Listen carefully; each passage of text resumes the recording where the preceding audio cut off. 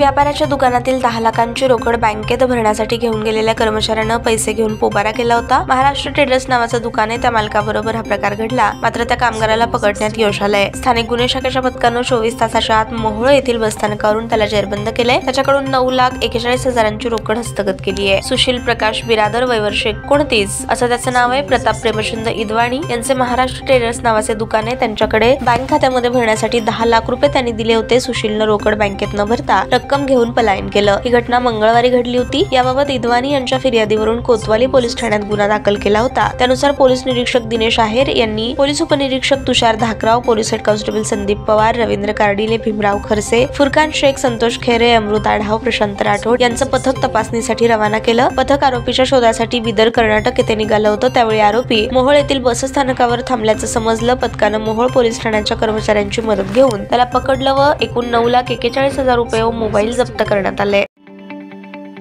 ताज्या बातम्या पाहण्यासाठी प्राईम महाराष्ट्र न्यूज चॅनलला सबस्क्राईब करा।